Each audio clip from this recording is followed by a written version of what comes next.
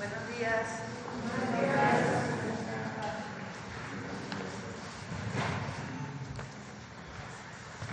Buenos días a todos y a todas.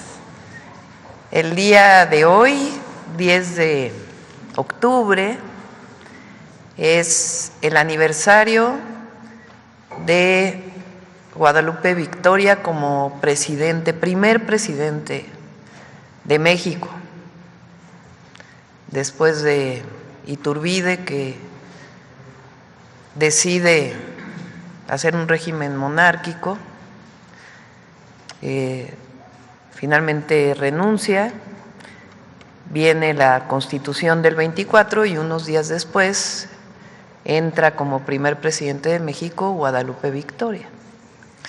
Por eso el día de hoy en la tarde vamos a tener una celebración, es un día muy importante porque son realmente 200 años de la República y vamos a tener una celebración en el Zócalo, sobre todo con niños y niñas, para recuperar esta fecha histórica. Ahora, antes de iniciar la conferencia, vamos a poner un video para que todos se enteren quién era Guadalupe Victoria. Bueno, eso es lo primero. Después nos van a aclarar Ernestina y el exministro, el ministro Saldívar, sobre esto que se mencionó ayer y que ha estado en estos días, de si tiene problemas la reforma al Poder Judicial, la reforma constitucional. Se va a explicar por qué no tiene ningún problema y por qué es totalmente válida. Y después Jesús Esteva, secretario de Infraestructura, Comunicaciones y Transportes, nos va a presentar el programa Bachetón. Es un programa que teníamos en la Ciudad de México que era para tapar baches. Entonces lo traemos a nivel nacional, como lo expliqué ayer, se está licitando ya para tapar los baches de todas las carreteras federales del país. Es un programa que vamos a mantener, entonces va a terminar el día de hoy con eso. Y después Noemí, que el día de hoy pues nos toca la cápsula de Mujeres en la Historia, Tiempo de Mujeres, Mujeres en la Historia, y nos va a hablar de Rita Cetina, que no solamente lleva el nombre de la nueva beca, sino es una maestra yucateca y nos va a hablar sobre este tema. Entonces, va video de Guadalupe Victoria, después Ernestina y el ministro, después Jesús, contestamos preguntas y cerramos con Mujeres en la Historia. Adelante, Ernestina. Gracias a Paco Taibo. Muy buenos días, con su permiso, Presidenta.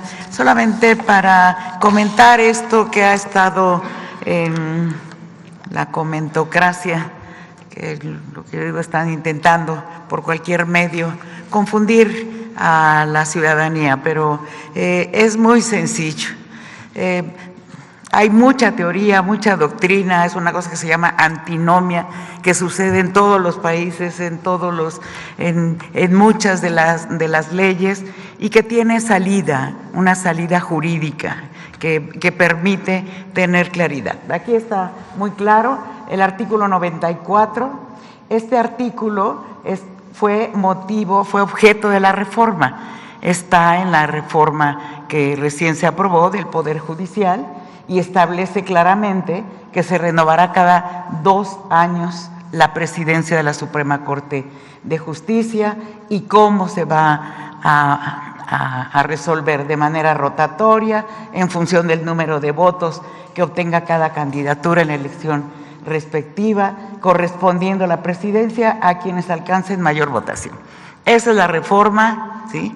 Y se queda lo que han estado manifestando de manera incorrecta, que eso es lo que ahora confunde. En el 97, este párrafo no fue objeto de la reforma. Eso ya estaba en la Constitución, que habla de otra manera de elegir y otro periodo, ¿sí? Bueno, Eso se resuelve con un artículo transitorio que, si me hacen favor de pasarlo, es el artículo transitorio 12º. Se derogan todas las disposiciones que se opongan al presente decreto. Es así de sencillo. Lo que es válido es lo que se aprobó en la reforma, es rotatoria, es cada 2 años, de acuerdo a la votación que se obtuvo. Entonces, no hay ninguna confusión, no hay ninguna posibilidad de dar otra interpretación, así que es totalmente válida la reforma y queda claro cómo se va a nombrar a la presidencia de la Suprema Corte de Justicia. No hay ningún problema. Muchas gracias, presidente. ¿Quiere comentar algo?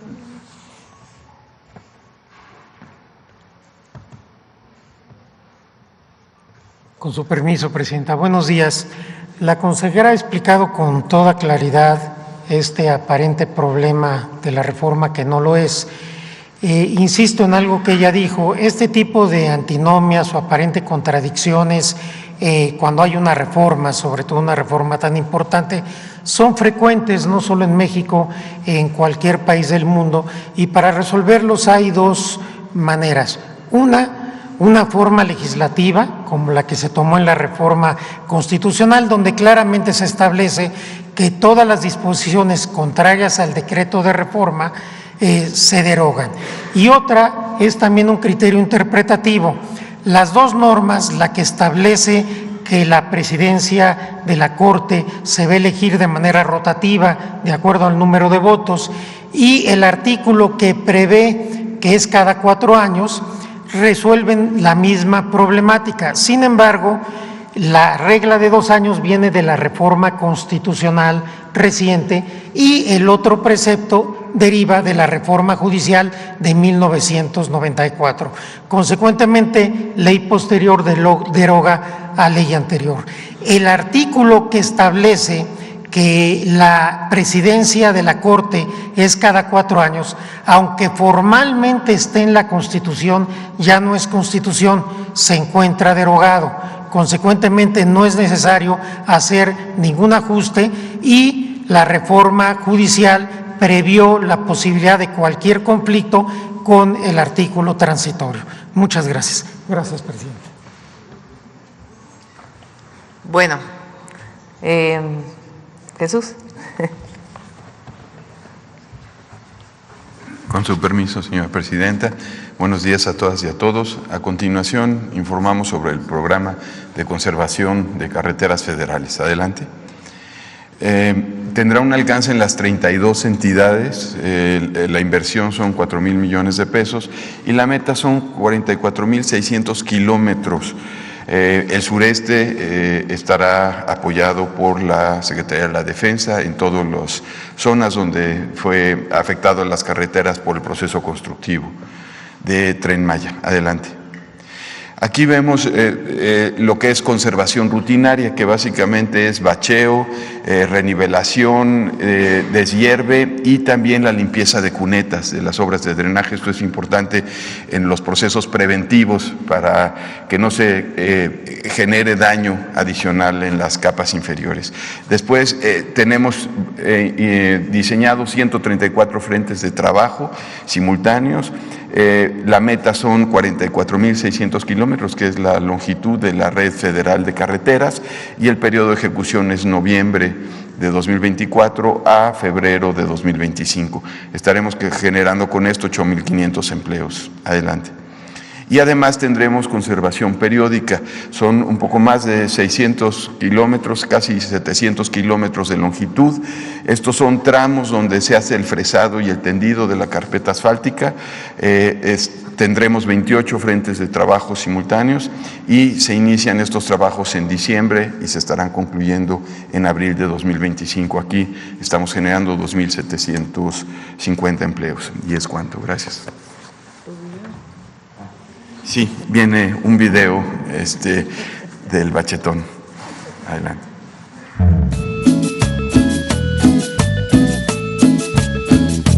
Bachetón, bachetón, es por un México mejor. Bachetón, Ya iniciamos en noviembre 2024 y terminamos en febrero 2025. En las 32 entidades muchos kilómetros haremos. 44,000. Bachetón, bachetón, es por una nación mejor.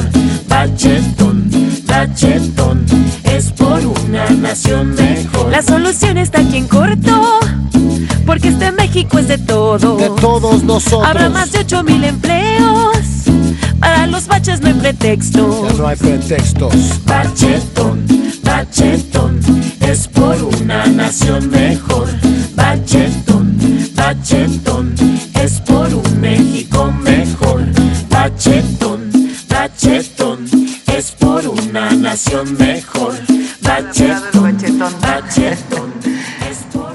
Como saben, cuando se hacen encuestas por parte de INEGI, cuando se pregunta cuál es el problema que más afecta a la ciudadanía, el primer punto que sale son baches. Entonces, por supuesto, hay una parte que le corresponde a los municipios, otra le corresponde a los estados de la República, lo que le corresponde principalmente al Gobierno de México, al Gobierno federal, son las carreteras federales. Entonces, iniciamos, ya salieron las licitaciones. Y afortunadamente el presidente López Obrador nos dejó finanzas muy sanas, nos dejó ahorro, entre otros, y va a cerrar muy bien el gobierno, y entonces decidimos utilizar estos 4,000 millones de pesos para este programa Bachetón, para tapar los baches de las carreteras federales. Y después viene una mejora también que inicia en diciembre, adicional al bachetón de las carreteras federales. Bueno, ahora sí iniciamos con preguntas. Gracias a Paco Ignacio Taibo por la explicación. Iniciamos con preguntas. A ver, acá, ¿verdad? A ver, aquí a la compañera y luego vamos. Gracias, Presidenta. Muy buenos días a todas y a todos. Liliana Noble de Pulso Saludable. Presidenta, yo la conocí a usted en el 2018, 19 más o menos, cuando usted convocaba a los ciudadanos a que participáramos en los tequios. Y yo me uní con un compañero para hacer labor social. Yo recuerdo que acudíamos a todos los fines de semana, prácticamente creo que todas las alcaldías, y en algunas ocasiones me acerqué a usted para preguntarle de esta labor social que yo considero que es muy importante, y me decía en aquel entonces que era una forma de dejarle una señalización a esos sitios, de así te lo dejo, pero ahora tú continúa y síguelo manteniendo en estas condiciones. Yo quisiera preguntarle si está pensando en reactivar los tequios porque se suspendieron porque sobrevino la pandemia, y quisiera saber si ha pensado en reactivar los tequios, pero no solamente que se quedan en un tema de la ciudad, sino a nivel nacional, si ha pensado platicar con los gobernadores para que esto se reactive. Pienso que es una labor muy importante en donde todos los ciudadanos podemos hacer algo por nuestra calle, por nuestra colonia, y esto pudiera ayudar a limpiar. Por ejemplo, ahora tenemos un problema muy serio con las inundaciones y en parte somos responsables porque no tenemos esta conciencia de dejar en donde debemos la basura. ¿Qué hay al respecto, Presidenta? Gracias. Sí, bueno, el tequio viene de los pueblos originarios y se sigue realizando principalmente en los pueblos de Oaxaca. Es una gran acción comunitaria que se realiza en los pueblos, principalmente de Oaxaca, con el objetivo de aportar trabajo voluntario para beneficio de la comunidad. Yo creo que muy pocos pueblos en el mundo tienen esto, y es parte de lo que el presidente López Obrador está escribiendo ahora, que nos lo platicó antes de que dejara el gobierno durante varios meses, de que la grandeza cultural de México radica, entre otras profundas visiones en esta visión comunitaria de ayudarnos los unos a los otros, que es parte de lo que recuperamos como el humanismo mexicano. En la Ciudad de México iniciamos, cuando fui jefa de gobierno, le llamábamos Sábado de Tequio. Entonces todos los servidores públicos salíamos a alguna actividad e invitábamos a la comunidad que se incorporara.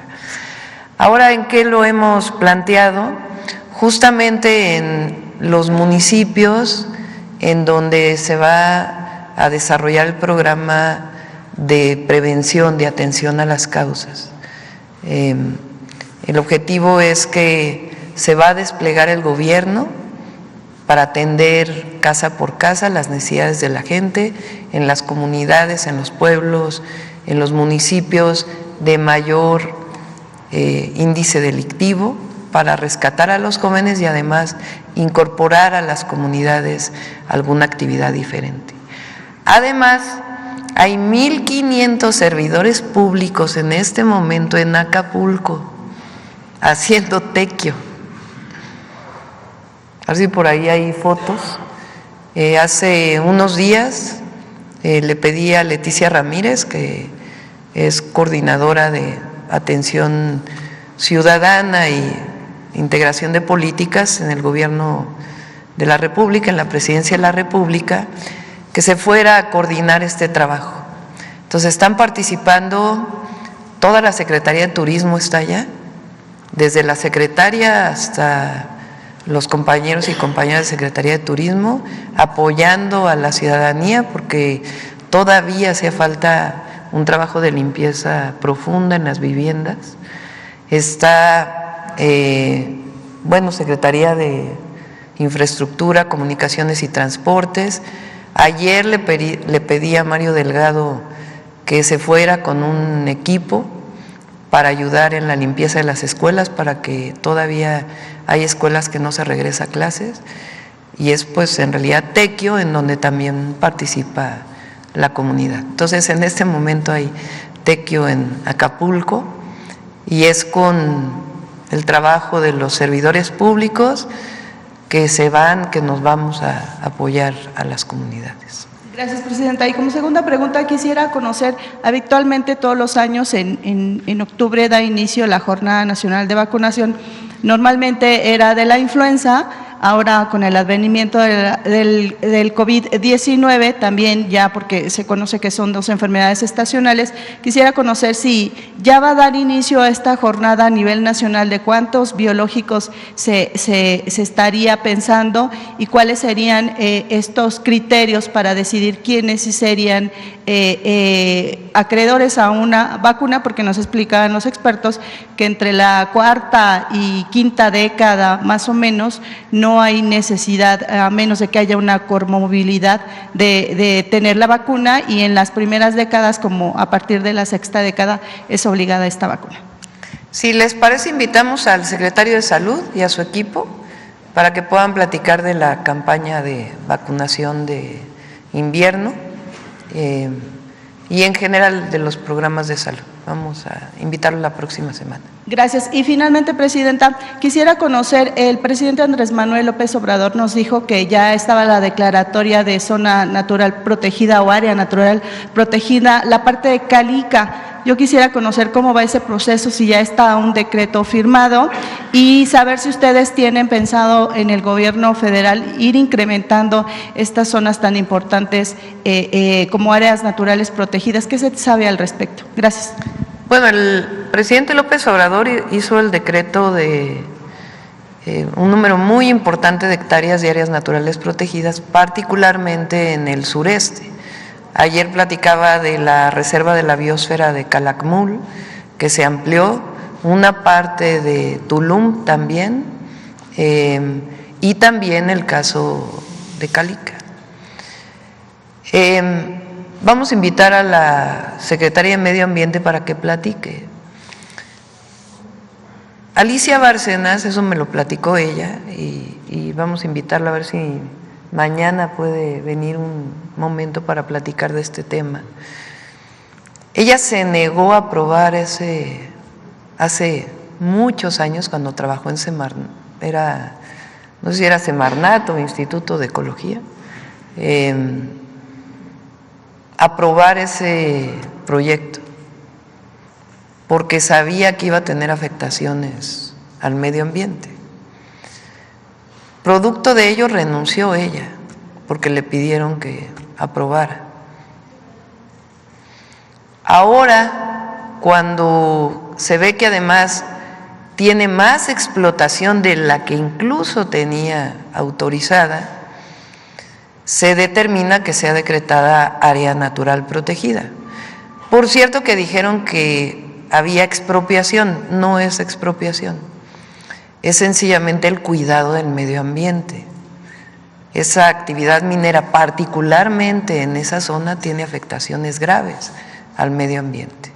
Entonces se decide decretar área natural protegida, y si quieren mañana que pueda venir Alicia para que pueda platicar cuáles son los impactos ambientales de esta mina y por qué se decide decretar la área natural protegida y el trabajo, cuál es el programa de trabajo que tienen en esta materia. Una parte no solamente es decretar más, sino que las áreas naturales protegidas tengan, se llama programa de manejo. Una zona, un área natural protegida, no solamente es que se diga no se toca, se pueden hacer actividades adentro. ¿Qué tipo de actividades? ¿En qué zonas? ¿Cómo conservar? ¿Cómo proteger? Porque no solo es un asunto de dejar intacto, se tienen que hacer labores de restauración, de limpieza. Todo eso, la ley ambiental establece que tiene que tener un área, un programa de manejo, así se le llama. Entonces viene el decreto, se avanzó, María Luisa Albores avanzó en varios programas de manejo, pero todavía quedan otros. Y el objetivo es seguir ampliando programas de manejo, así como áreas naturales protegidas. Pensé que iban a ver acá, de este lado, mujeres primero y luego varones. Hola, buenos días, presidenta.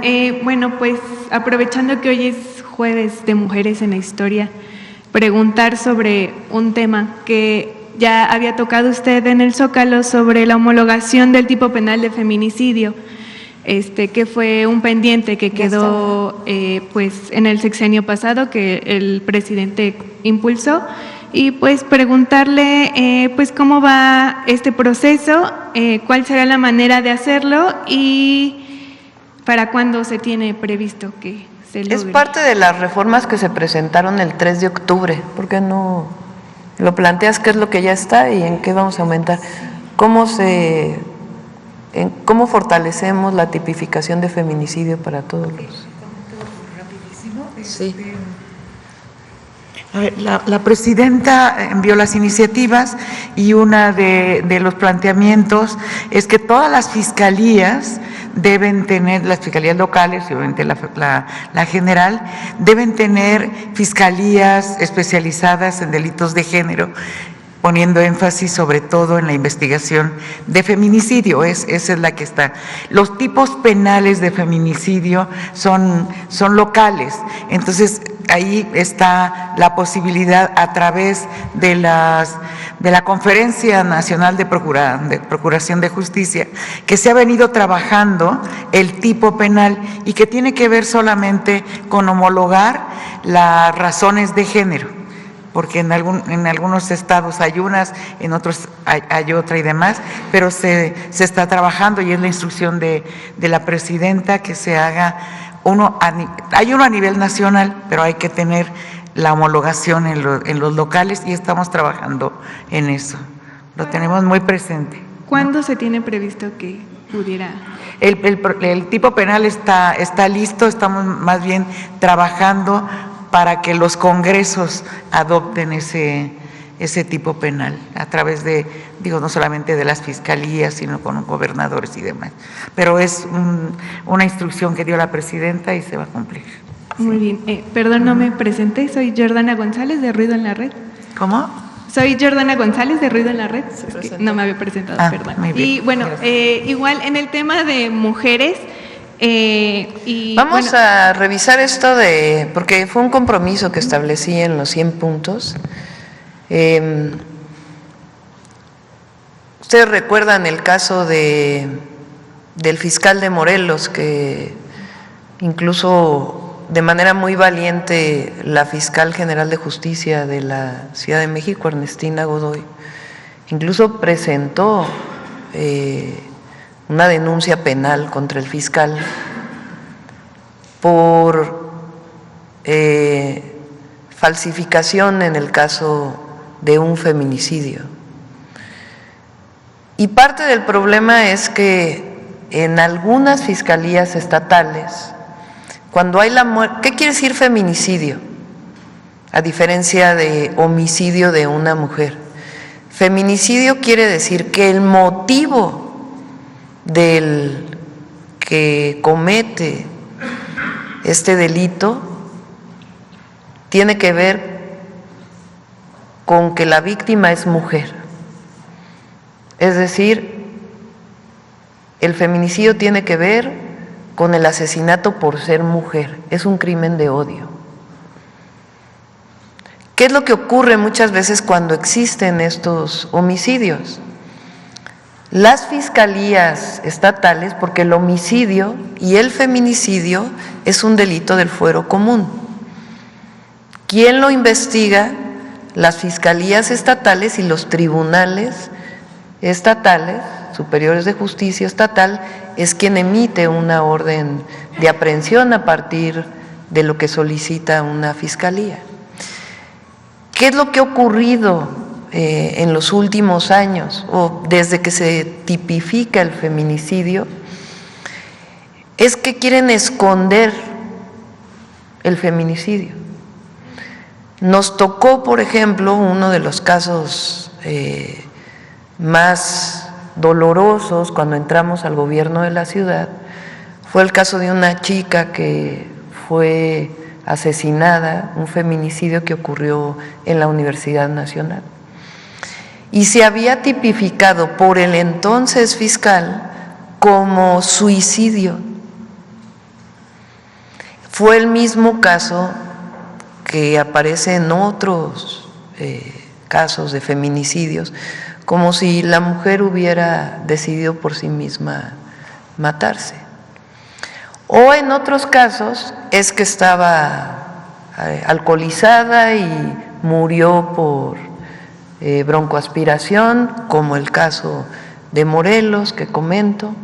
Entonces, ¿cuál es el objetivo? El feminicidio es, digamos, el crimen extremo contra una mujer como crimen de odio, de discriminación. Entonces, lo que queremos es que la muerte violenta de una mujer siempre sea catalogada como feminicidio y se investigue como tal. Si en la investigación se ve que fue otro motivo, entonces se desecha feminicidio. Pero el objetivo es que se catalogue como feminicidio para investigarse como tal en el caso de la muerte violenta de una mujer. Entonces, ya hay una parte de lo que enviamos, si es necesario enviar más, vamos a enviar más, porque el objetivo es que no haya, el objetivo es erradicar la discriminación de cualquier forma en nuestro país. Pero evidentemente cuando hay crímenes de odio asociados a discriminación, pues todavía queremos mayor erradicación de ello. En la ciudad también la mayor parte de los feminicidios lamentablemente se cometen por personas cercanas a la mujer, pareja, expareja, lamentablemente, no siempre, pero muchas veces ocurre. Entonces, por eso nuestro proyecto de apoyo a las mujeres tiene que ver con una parte preventiva de que si una mujer vive una situación de violencia, el Estado, el gobierno la pueda apoyar para interrumpir ese ciclo de violencia. Y en caso de que llegue el feminicidio, que no haya impunidad.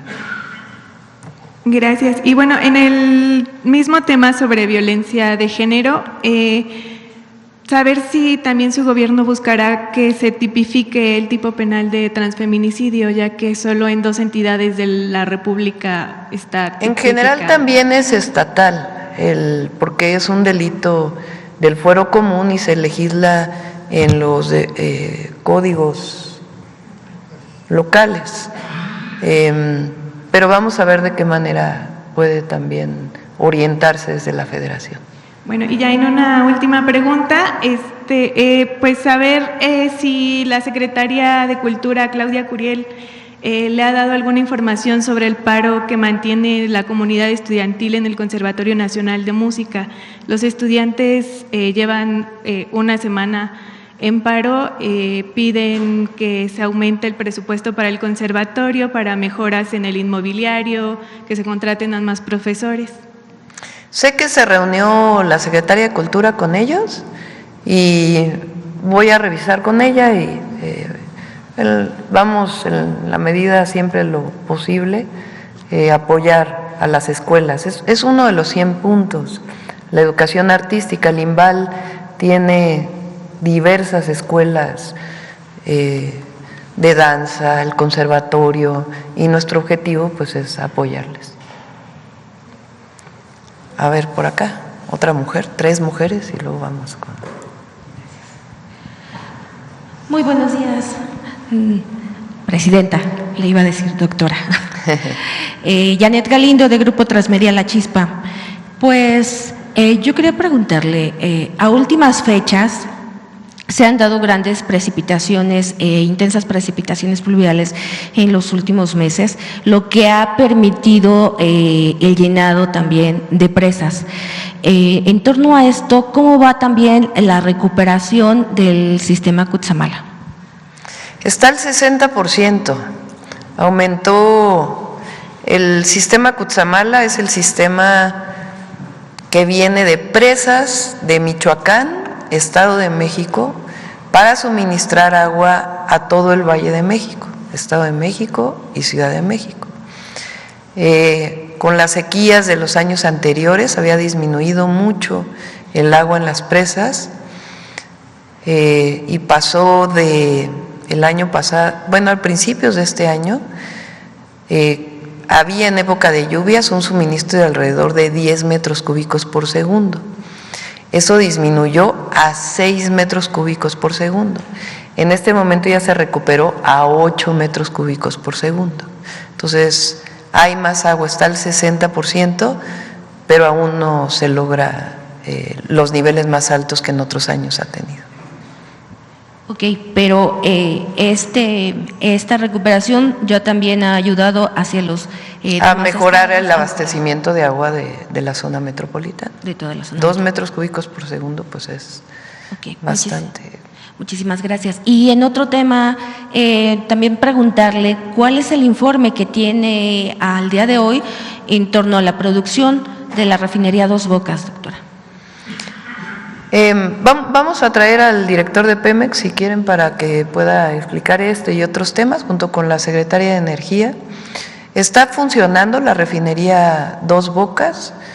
El último reporte que tengo es que está más o menos al 80%, pero si quieren que venga, todavía faltan algunos detalles, pero que venga el director de Pemex para que se los pueda explicar. Pero está ya en vías de que opere al 100%. Todos aquellos que decían que no iba a operar están muy equivocados. Okay. Muchísimas gracias. Gracias. Bueno, a ver por acá, ahora sí. Vamos enfrente porque aquí, con prioridad, quien no ha preguntado en estas conferencias. Gracias, doctora. Buenos días. Soy Eduardo Ortega del periódico El Financiero. En primer lugar, quisiera preguntarle sobre el tema de la reforma al Poder Judicial.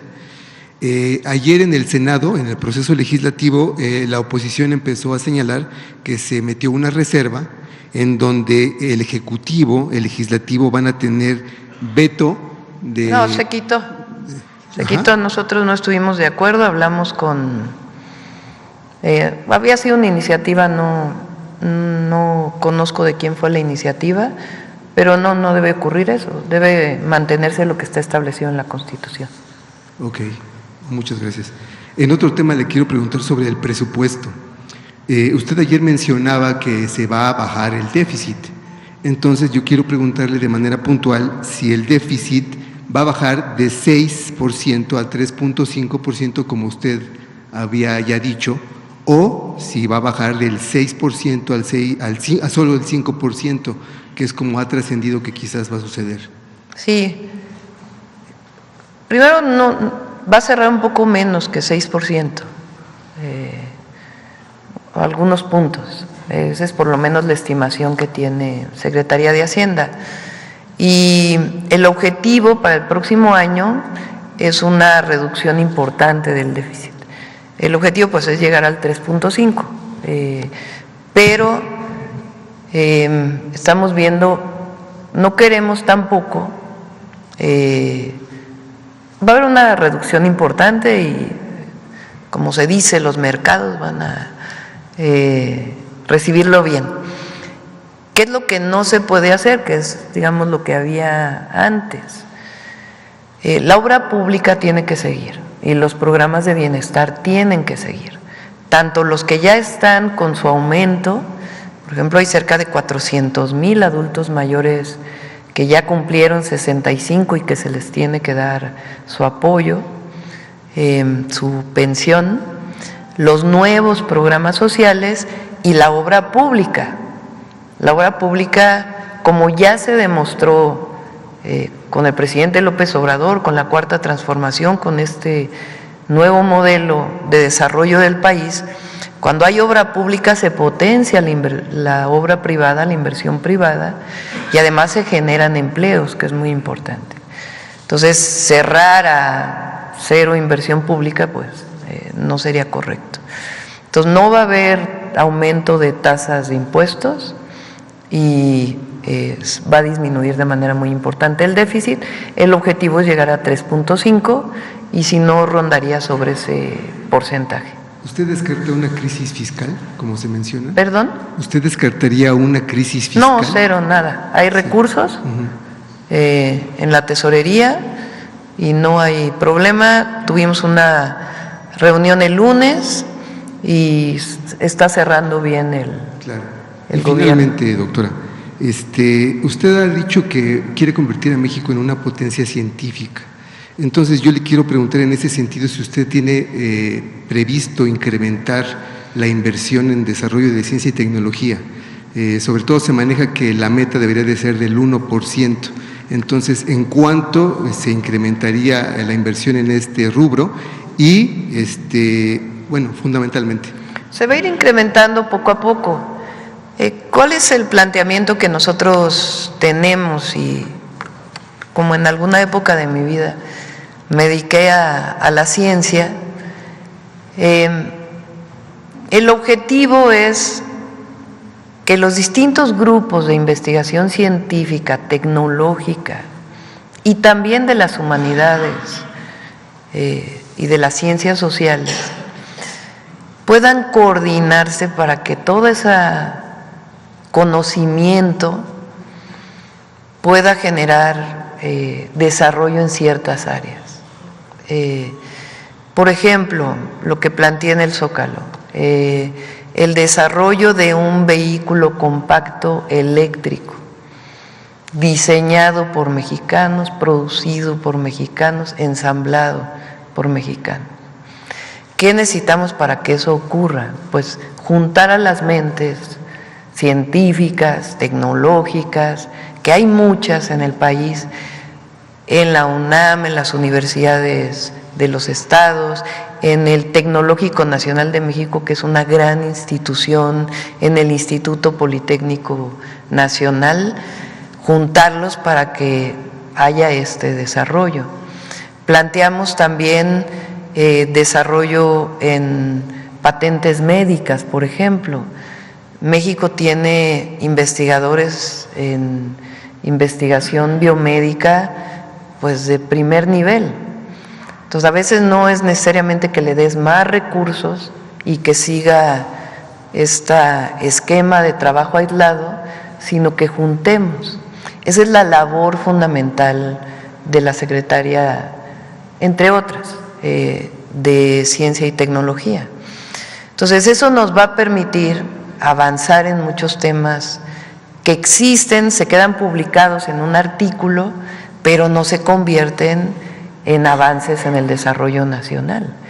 Y nadie le pide nada a los mexicanos y mexicanas. Los mexicanos y el pueblo de México es el pueblo, si no el más, de los más trabajadores del mundo. Y los investigadores nacionales, los ingenieros, ingenieras, bueno, ingeniería estructural, que aquí Jesús es experto, su padre, un hombre reconocido internacionalmente como ingeniero estructural del Instituto de Ingeniería, es reconocidos los ingenieros estructuralistas, se dice, ¿verdad?, en todo el mundo. Son la mejor carrera reconocida internacionalmente de ingeniería en estructuras o posgrado, está en nuestro país. Entonces, lo que queremos es que toda esa maravilla, que es realmente nuestra gente, pues se junte para poder producir. No solo es un asunto de recursos, es un asunto de cómo nos organizamos para que todo ese conocimiento y ese desarrollo que viene de tiempos ancestrales, aunque a algunos no les guste reconocerlo, la numeración maya es única. El 0 es lo que te permite poner 10 o 20. La maya era de 12 en 12. Es una innovación que no existía prácticamente en ningún lugar del mundo. Los números romanos, como los conocemos, sumar en números romanos es complicadísimo. La aritmética de los números romanos es complicadísima. En cambio, los mayas tenían un desarrollo matemático mucho más. La chinampa es una forma de producción sustentable que no había en ningún otro lugar del mundo. Si recuperamos esos conocimientos, el impulso del desarrollo científico, tecnológico que ya existe en las mentes mexicanas, pues vamos a avanzar mucho más en el desarrollo nacional. Por supuesto que también se compra tecnología y hay transferencias tecnológicas, no se trata de cerrarnos, pero ¿por qué no darnos la oportunidad de impulsar la innovación y el desarrollo tecnológico y también de las humanidades y las ciencias sociales? ¿A quién más? A ver, aquí. Perdón, ahí voy. Buenos días, Presidenta. Jesús Pérez, de Revolución 3.0. A propósito de tapar baches, ayer trascendió que el Consejo de la Judicatura Federal aprobó entregar las listas de los juzgadores al Senado y así iniciar el proceso de selección y elección para rumbo al 2025. Le pregunto, Presidenta, ¿esto es optimista? ¿Cree que esto podría ser el inicio de una solución a la disputa entre poderes? Y si esto también puede ser resultado de la reunión entre el presidente del Senado, Gerardo Fernández Noroña, y la ministra presidenta Norma Piña, ¿esto abriría la posibilidad de que usted se pueda reunir con la Corte? No me voy a reunir con la Corte. La secretaria de Gobernación, en todo caso, tiene la atribución para reunirse con cualquier poder o a resolver cualquier asunto que tenga que ver con la gobernabilidad de nuestro país. Les voy a decir los hechos y ustedes dan las interpretaciones. En el Consejo de la Judicatura quedó la votación 4-3 por primera vez a favor de que se entreguen las listas. Hubo 3 miembros del Consejo de la Judicatura que votaron en contra de que se entregara la información que constitucionalmente deben de entregar. 2, ayer aceptó la Corte, se llama recursos de inconstitucionalidad o controversias, ¿cómo se dice, ministro?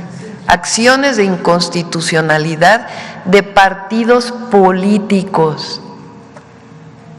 Los partidos políticos no tienen atribución más que en algunos casos electorales de presentar estos recursos. Y a pesar de ello, la Corte los aceptó. Debería de haberlos rechazado, porque no tienen personalidad jurídica los partidos políticos para presentarla.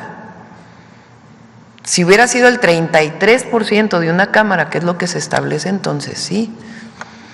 El argumento que dan es que es por asuntos electorales, porque es un asunto electoral. No, no tiene que ver este asunto electoral con los partidos políticos. O sea, ellos mismos, fíjense, la elección de jueces, magistrados y ministros, aprobada en la Constitución, publicada en el Diario Oficial, porque hoy el Poder Judicial tiene graves problemas de corrupción. Ayer, por ejemplo, aceptaron un amparo otra vez para que no se paguen los impuestos de una empresa que ya saben cuál es. Bueno, ahí está otro caso. Para que se retrase, no más que no se paguen, para que se posponga la resolución. ¿Cuánto lleva ese caso? Y ayer se aceptó ese amparo para que se siga posponiendo. Ahora, el PRI y el PAN presentan esta acción de inconstitucionalidad. ¿Qué tienen que ver los partidos políticos en la elección de jueces, magistrados y ministros? Nada. Ellos mismos quieren, fíjense de qué tamaño es su contradicción. Nosotros dijimos, cuando se presenta la reforma, a ver si me explico con calma para que se entienda. Cuando se presenta la reforma, critican al presidente López Obrador porque dicen que se va a partidizar la elección de jueces, magistrados y ministros. Entonces el presidente López Obrador, la secretaria de Gobernación, Luisa María Alcalde, dice, no tienen nada que ver los partidos, esta es una decisión del pueblo. Va a haber listas, convocatoria, y los partidos políticos tienen prohibido participar. Es una elección directa de la gente, sin los partidos políticos como intermediarios en ese proceso. No es como en las elecciones a presidenta, a diputados, senadores, cabildos, presidente municipal, diputados locales, donde participan los partidos políticos. En el caso de jueces, magistrados, ministros, elección, los partidos políticos tienen prohibido participar. Entonces no es una elección por partidos políticos. Sin embargo, ayer aceptan una acción de inconstitucionalidad de un partido político o de dos partidos políticos.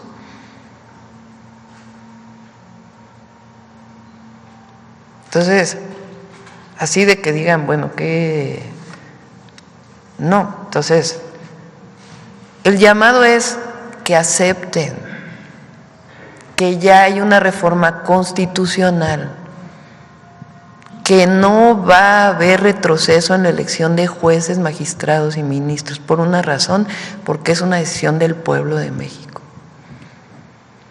Para seguir hablando bien de la Corte, ayer la segunda sala también aprobó un proyecto del ministro Alberto Pérez Dayán, donde se limitan las facultades de la UIF, particularmente para bloquear cuentas ligadas a la delincuencia organizada.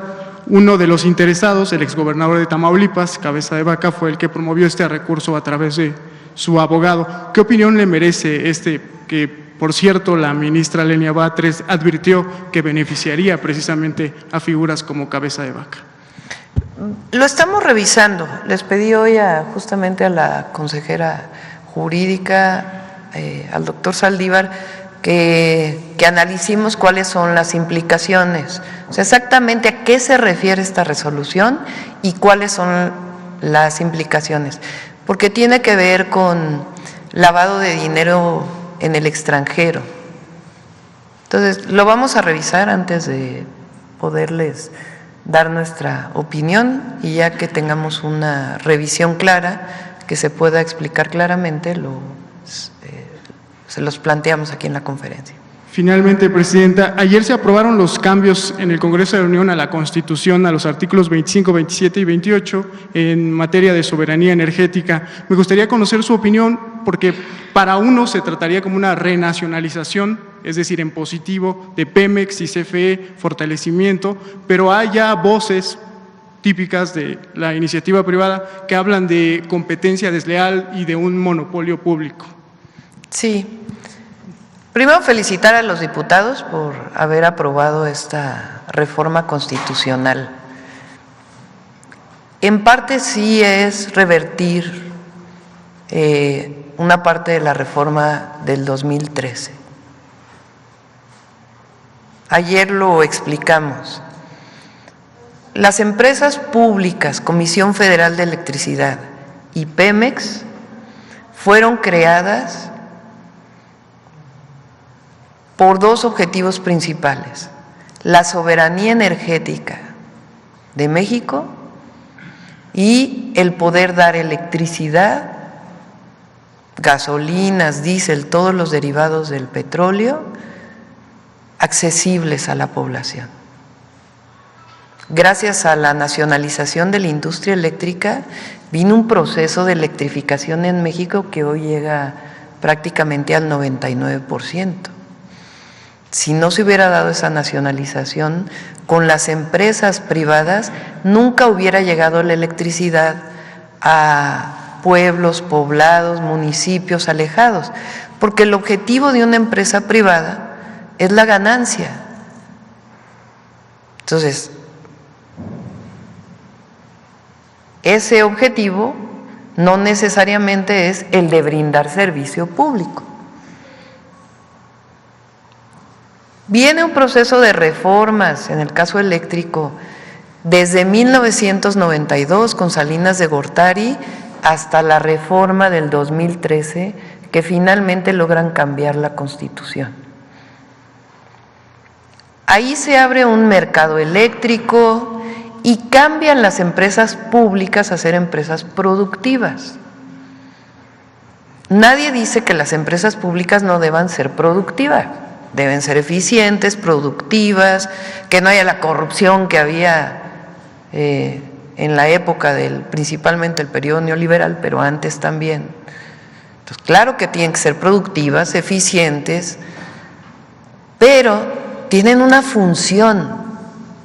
Su función no es la competencia con las empresas privadas, su función es la soberanía energética y que haya combustibles y electricidad accesible al pueblo de México. Entonces, pasan de empresas productivas a empresas públicas. Sí se revierte una parte de la reforma del 2013 y eso es benéfico para México. Ahora, ¿qué pasa con el mercado eléctrico que se aprobó en el 2013? Continúa.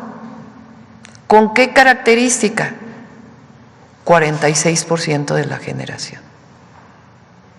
Entonces, sí se permite la inversión privada, sí sigue el mercado, pero se da la característica de que si la generación de CFE pasa del 50%, no se considera monopolio.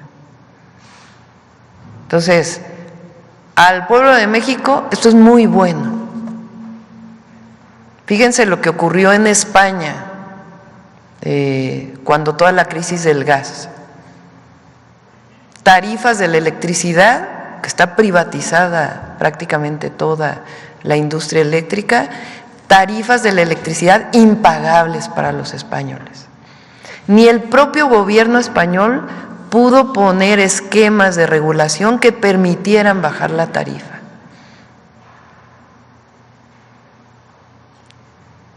¿Qué hacen todos los países del mundo? Y eso está en todas las reglas de cualquier país.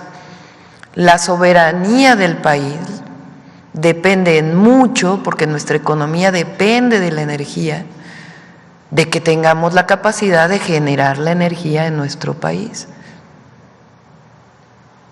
¿Cómo? Con Comisión Federal de Electricidad sólida, fuerte, y también la inversión privada. Entonces, ¿qué le pedí para que no haya preocupación en el sector privado? Por supuesto que es algo que veníamos trabajando, lo dijimos en campaña, no es algo nuevo, que haya una mesa de trabajo para que se entienda cómo pueden participar, en dónde pueden participar. Todos los contratos que había con CFE, todos son respetados, no tiene ningún problema lo que existe actualmente. Hay una serie de amparos que vienen de años pasados de este modelo de autoabasto, que muchas veces presentó aquí el presidente López Obrador, que como algunas tiendas compran electricidad muy baja, que no tiene nada que ver con el mercado eléctrico, y también con ellos nos vamos a sentar en mesas para platicar. Pero somos la cuarta transformación, y eso significa hacerle caso al pueblo y recuperar un modelo que no es o más bien generar un modelo, porque no es recuperar, sino un modelo de desarrollo que ha dado resultados a los privados y al pueblo de México. Entonces es muy buena esta reforma y no tienen de qué preocuparse los generadores. Ahora sí, hay un grupo que es hasta un tema ideológico, en donde lo que piensan es que lo público es ineficiente per se, o que todo lo público no es derecho, sino debería ser una mercancía, hasta la educación o la salud. Nosotros creemos en los derechos del pueblo de México, el acceso a la educación, a la salud, a la vivienda, y también en la soberanía energética y también en la inversión privada.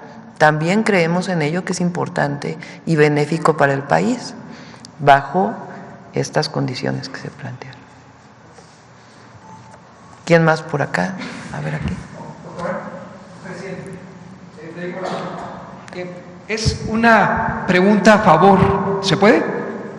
Presidenta, usted debe ir al foro de la cumbre climática de Bakú en Azerbaiyán, porque de acuerdo con el semanario Der Spiegel, solamente Margaret Thatcher y la ex canciller Angela Merkel, que estudió química cuántica, y la señora Thatcher estudió investigación en química, tienen una visión general de lo que enfrenta el planeta a propósito del cambio climático. Y Der Spiegel hace alusión a su caso como investigadora en ingeniería climática. ¿Asistirá o no? ¿Pedirá permiso al Congreso para viajar a Bakú, Azerbaiyán? Porque ahí se le requiere. Este es el primer punto. El segundo punto es que la gobernadora electa de Veracruz se ha pronunciado, ella también ingeniero, por activar, ingeniera, sí, correcto, se ha pronunciado por activar la tercera planta nucleoeléctrica en Veracruz. ¿Cree usted que, dado que la energía nuclear es menos sucia que la tradicional, haya condiciones para que en Veracruz se cree una tercera planta nucleoeléctrica? Y finalmente, Presidenta, en este sentido, ¿hay condiciones para que en su administración, dado que tiene usted mayoría calificada y tiene a expertos como el exministro de la Corte, que no se religió buscando a la presidencia y negó esa posibilidad, para reformar el artículo 27 constitucional y ser congruentes con la economía social, dado que los representantes de la economía social fueron quienes sufragaron más por usted en la pasada, me refiero a campesinos entre otros, en la pasada elección del 2 de junio? Sí, no creo que vaya a ir a la COP, va a ir la secretaria de Semarnat. Nosotros tenemos una tarea principal aquí en México.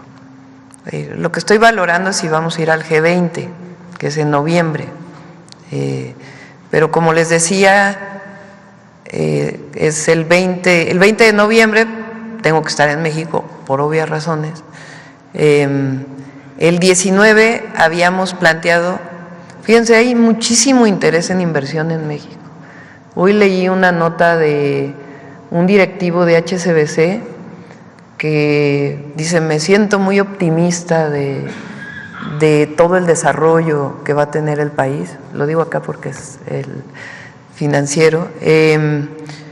Y recientemente se han anunciado varias inversiones en México. Y como lo dije, no tiene de qué preocuparse el inversionista nacional y extranjero, tiene todas las condiciones para desarrollar sus empresas, claro, que no impacten al medio ambiente o que tengan sus medidas de mitigación, que sea, si son grandes demandantes de agua, que no sea donde hay escasez de agua, etcétera, etcétera. Bueno, entonces el 20 de noviembre tengo que estar aquí, el 19 viene el primer ministro de Alemania, con empresarios de Alemania, porque están muy interesados en invertir en México. Como les dije, el 15 también de este mes hay un encuentro con empresarios de Estados Unidos. Y justo en esas fechas, 18, 19 y 20, es el G20. Entonces, tendríamos que ver si coincide ir un día o no, y si no, pues iría el canciller. Ahora, la tarea fundamental de un presidente y una presidenta es su país. Entonces, por supuesto que son importantes las relaciones internacionales, pero también para ello hay secretarios, secretarias que nos representan perfectamente. Entonces, eso es sobre la COP. Después, una tercera planta nuclear eléctrica. Sí. Fíjense que yo no soy muy pronuclear. Porque la nuclear también tiene otros impactos ambientales. No emite emisiones de gases de efecto invernadero que provocan el cambio climático, pero tiene sus riesgos.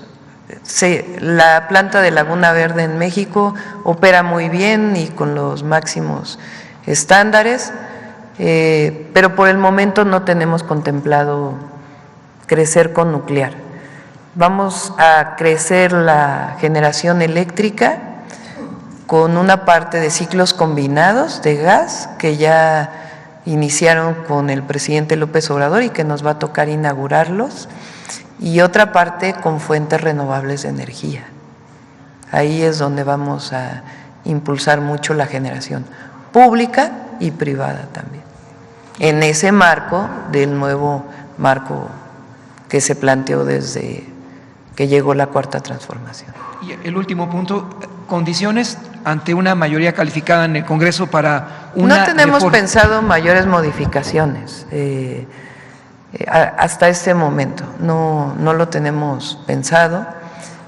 Por supuesto, ejidos y comunidades se les va a apoyar. Justo ayer tuve fíjense qué interesante, ayer tuve una reunión con SEDATU lleva la parte agraria. Con la modificación a la reforma constitucional, que ahora al segundo constitucional, que reconoce con derechos plenos y como sujetos de derecho a los pueblos originarios y a los afromexicanos, tenemos que abrir un nuevo esquema de propiedad, ¿verdad? Porque hasta ahora existe la propiedad agraria, social, la propiedad pública y la propiedad privada. Pero si un pueblo originario tiene derecho a la propiedad, entonces tenemos que hacer una serie de leyes secundarias que den esta característica y además pues que no se sobreponga sobre otras propiedades. Es interesante el caso de lo que se aprobó. Por ejemplo, el regreso de la tierra al pueblo yaqui fue principalmente a comunidad agraria, a las comunidades. La mayor parte de Oaxaca, que es donde más pueblos originarios hay en México, es propiedad social, comunal. Entonces, al hablar de reconocimiento de propiedad de un pueblo originario, tiene que quedar muy claro la parte agraria y la parte de pueblo originario, pero no tenemos planteado, y también aprovecho para decirlo, porque en la campaña se dio y por si hay algún, la propiedad privada está totalmente resguardada y nadie va a hacer ni expropiaciones, ni vamos a andar quitándole la propiedad a nadie. Iberdrola le debe a México $600 millones y por un litigio en el Poder Judicial, finalmente, Presidenta, Iberdrola no ha pagado. ¿Cree que con el expertise del exministro, la doctora, también Iberdrola pueda restituir esa deuda que tiene con México, dado que el antiguo Poder Judicial le condonó ese pago de $600 millones que se tendría que resolver en el 2024 o en el 2023? Tendría que revisar exactamente a qué te refieres. ¿Qué horas son? Ya merito. A ver aquí. Buenos días, doctora. Preguntarle, reiterando pues el tema de las reformas judiciales, usted antes de tomar posesión, pues les dio un mensaje a los diputados para que cuidaran el proceso legislativo, para que se cumplieran las normas y los tiempos, de manera que no lo pusiera en riesgo. Con este tema de la contraposición entre los artículos, ¿cómo lo toma usted? ¿Como un descuido o si tiene algún tipo de llamado a los diputados? Pues porque todavía tienen más reformas que sacar adelante, tanto las del presidente como las de usted. Esa sería la primera pregunta. No, lo hicieron. ¿Por qué no ponen otra vez el final de lo que explicó Ernestina y el ministro Saldívar? El transitorio.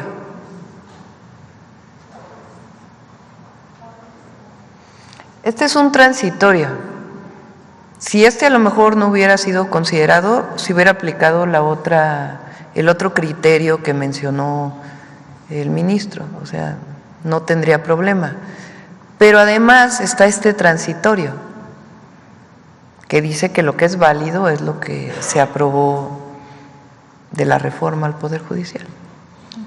Bueno, antes olvidé presentarme, Julia Bonilla del periódico La Razón. En otro tema, comenzó a circular una circular de la Secretaría de la Función Pública en donde se indica que se deben de suspender los procesos de contratación que se hicieron antes del 30 de septiembre para que se suspendan hasta que termine el año. Entonces, preguntarle primero a qué obedece esta medida y si esto se aplica a todas las secretarías del Gobierno federal. Sí, hay normalmente se cierra el presupuesto en un determinado momento para que ya no pueda haber nuevas contrataciones. Por ejemplo, esta nueva contratación que hace Comunicaciones y Transportes para el bacheo, pues tiene autorización. Entonces hay un cierre, digamos, del presupuesto, pero eso no quiere decir que ya no se va a gastar en nada, sino que hay techos presupuestales que tienen que completarse. Pero hay casos de contratos pues, que ya no daría tiempo de terminarlos si se hicieran ahora. Okay. Bueno, y ahora relacionado con el tema hídrico que tocó hace un momento, usted planteó en sus 100 puntos pues echar a andar un nuevo plan nacional en materia hídrica. Preguntarle si esto estaría pues considerando, por ejemplo, realizar reformas en cuanto al Tratado de Aguas de 1944, que pues cede agua a Estados Unidos, etcétera, sobre todo también por el punto que usted comentó en el que las presas, a pesar de las lluvias recientes, pues quizá no han alcanzado los niveles de almacenamiento de años anteriores. Entonces, si ya tiene más detalles sobre cuál es la estrategia que va a seguir para asegurar el abastecimiento y también considerando que es un punto clave para el plan de inversiones que contempla para el país. Sí. Sí se está considerando la modificación de algunas leyes. ¿Qué es lo que estamos haciendo ahora? El director general de Conagua, en este caso además en coordinación con el secretario de Desarrollo de Agricultura y Desarrollo Rural de SADER, se están reuniendo con distritos de riego, porque en algunos casos tienen concesionada el agua, tienen más agua concesionada de la que usan, por un lado. Y por otro lado, como vamos a hacer un programa de tecnificación de riego muy importante para disminuir el consumo de agua en riego, aumentar la productividad del campo y que se libere agua para otros usos, se está platicando con ellos porque, por ejemplo, si tienes, es hipotético, 10 millones de metros cúbicos concesionados y con la tecnificación solamente vas a usar 5, pues que se liberen esos otros 5 para que se puedan usar en otros usos. Tanto con distritos de riego como con industriales que consumen agua. Se está reuniendo el director general de Conagua con el objetivo de hacer un acuerdo nacional de protección, conservación y uso eficiente del recurso hídrico, que nos permita utilizar de mejor manera el agua en el país. Yo creo que este acuerdo lo vamos a tener hacia noviembre y es muy importante. Y la idea es que se generen estos acuerdos que nos permitan usar de manera más eficiente el agua, además de obras estratégicas que vamos a desarrollar. Pero sí se plantearía el reformular este tratado que no, pues permite. El tratado no se tiene. Ese no se toca. No. Ok. Y en otro tema, en el Senado se está perfilando pues la reelección de Rosario Piedra para la CNDH. Esto se da en un contexto donde mismos trabajadores de la comisión pues se han manifestado inconformes con la administración, realizando diversos señalamientos en contra de la presidenta de la comisión. Pero bueno, ¿cuál es su comentario al respecto? Que decida el Senado. No voy a orientar hacia una u otra persona. Entiendo que en estos días se abre ya la convocatoria y que decidan las y los senadores. Ya por último nada más, el tema del INAI, usted ayer comentaba que cuestionaba más bien si es necesaria una institución con la dimensión para procurar la transparencia. Ayer en una entrevista el comisionado presidente Adrián Alcalá pues puso sobre la mesa más disposición al diálogo, planteando desde él pues que la posibilidad de que el mismo instituto pueda tener una reducción en su estructura interna como una medida para considerarse para que no desaparezca este órgano autónomo. ¿Se ve viable la reducción o de plano es que se puede platicar? El problema es que tiene muchos problemas el INAI, aunque ayer en las redes y algunos del PRIAN manifestaron y otros comentócratas que queremos la opacidad y no, vamos a ser transparentes, pero tenemos nuestras reservas con el INAI y ahora no. Si quieren platicar con la secretaria de Gobernación, lo pueden hacer, no se cierra. Por cierto, ayer, no sé, a ver si está el video de cómo fue que, ya ven que ayer hablamos de, una compañera preguntó de lo que pasó ahí en el edificio del INAI. Ayer, salió en redes sociales, ¿no? ¿Sí lo tiene? Lo mandó... No, es el video es un chico que va caminando solo. O sea, ayer rompieron el vidrio del edificio del INAI en la madrugada de ayer y salió en redes sociales un video de un chico que va caminando solo. Después me lo envió también el secretario de Seguridad de la Ciudad de México, Pablo Vázquez, porque están pues en las investigaciones y ya con la fiscalía. Es un chico solito que agarra una piedra, la levanta y rompe el vidrio.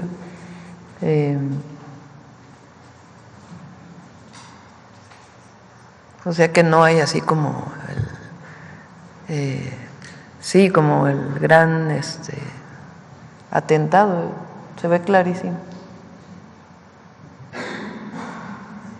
Digo, no está bien, no justifico que una persona llegue a romper el vidrio de una institución pública o privada. Obviamente no es justificable nunca, ¿no?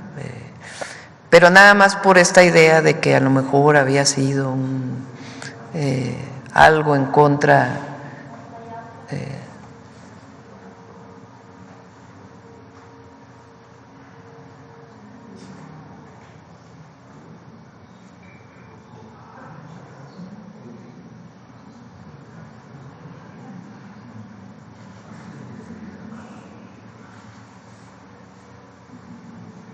Eso fue lo que ocurrió, estaba en las redes ayer, pues eso fue lo que ocurrió y pues obviamente es condenable que esto ocurra, pero es un individuo que agarra una piedra y la rompe. Y la Fiscalía de la Ciudad de México está haciendo las investigaciones. No, todavía no, están en las investigaciones, pero obviamente pues es un delito, ¿no? A ver, aquí adelante para que terminemos con la fila de adelante.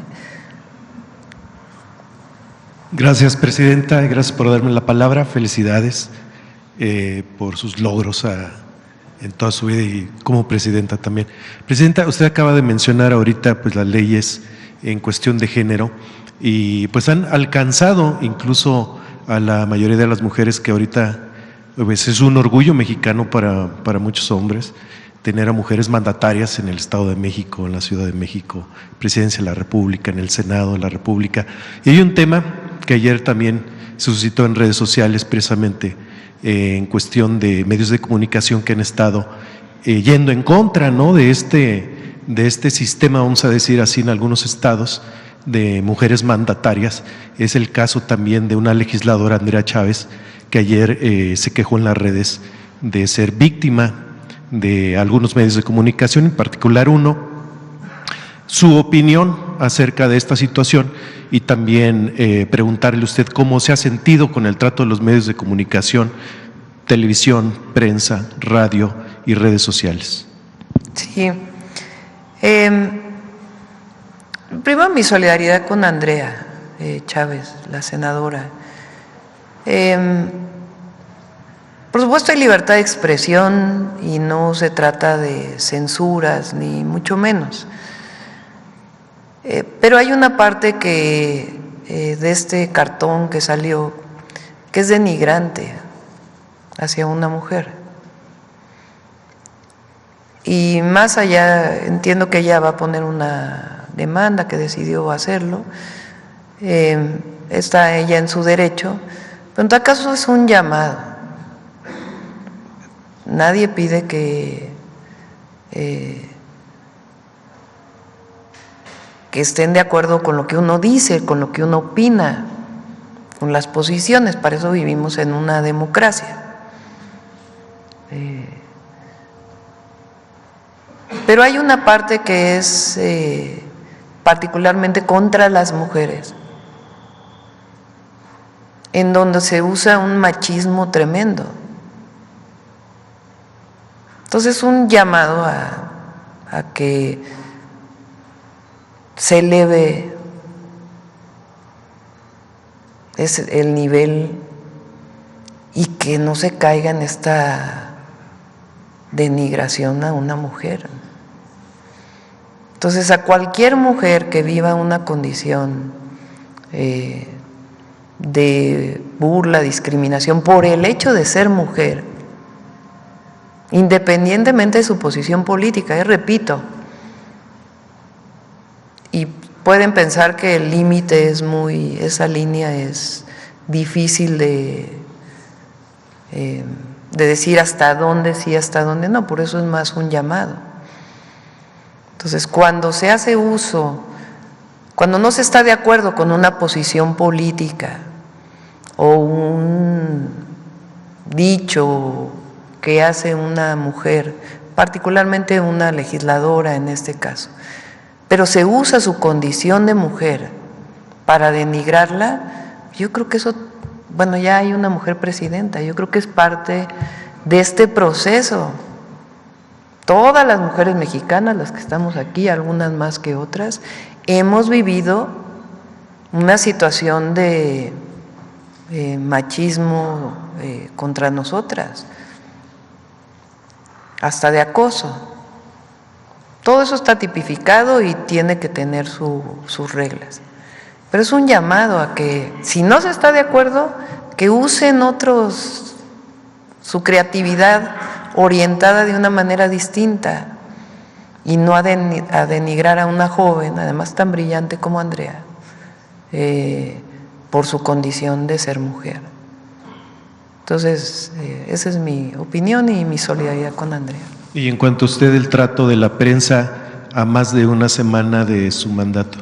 Pues varía. Y es parte pues de la democracia, el que no estén de acuerdo, qué bueno que haya gente que no esté de acuerdo, y también pues uno tiene derecho de réplica, ¿no?